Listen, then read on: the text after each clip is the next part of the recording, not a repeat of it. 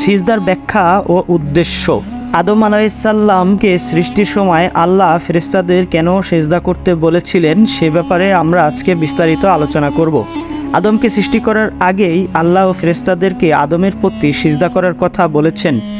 এটি উল্লেখ রয়েছে সূরা হামিম সেজদা এবং সূরা ফসিলাতের 11 নম্বর আয়াতে। তাছাড়াও কোরআনের বর্ণনাসমূহ থেকে একথা স্পষ্ট হয় যে আদমকে সিজদা করার জন্য আল্লাহর নির্দেশ ব্যক্তি আদম হিসেবে ছিল না, বরং ভবিষ্যৎ মানব জাতির প্রতিনিধিত্বকারী হিসেবে তার প্রতি সম্মান জানানোর জন্য জিন ও ফেরেশতাদের সিজদা করতে বলা হয়েছিল।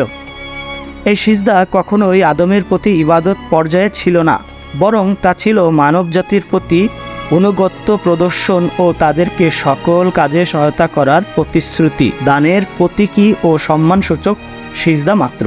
ওদিকে কাফিরদের অন্তর্ভুক্ত হলেও ইবলিস কিন্তু আল্লাহকে সৃষ্টিকর্তা ও পালনকর্তা হিসেবে অস্বীকার করেনি, বরং আল্লাহ যখন তাকে অভিশপ্ত করে জান্নাত থেকে চিরদিনের মতো বিতাড়িত করলেন, তখন সে আল্লাহকে রব হিসেবেই সম্বোধন করে প্রার্থনা করল, হে আমার প্রভু, আপনি আমাকে কিয়ামত পর্যন্ত অবকাশ দিন।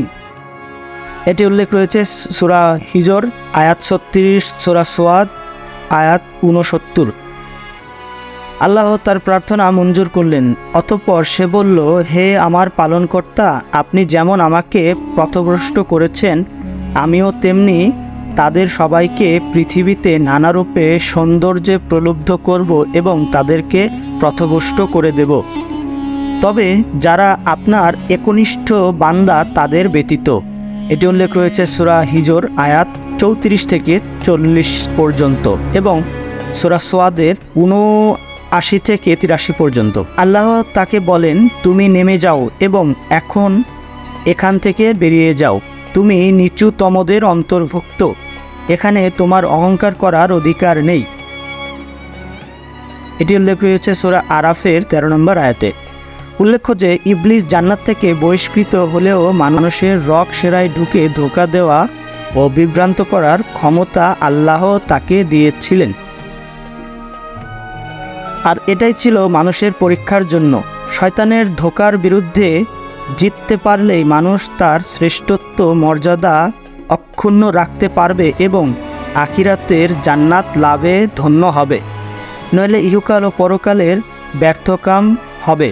মানুষের প্রতি ফেরেশতাদের সিজদা করা ও ইবলিসের সিজদা না করার মধ্যে ইঙ্গিত রয়েছে এ বিষয়ে যে মানুষ যেন প্রতি পদে পদে শয়তানের ব্যাপারে সতর্ক থাকে এবং আল্লাহর প্রতি অনুগত্যের মাধ্যমে নিজেদের শ্রেষ্ঠত্ব মর্যাদা অক্ষুণ্ণ রাখে।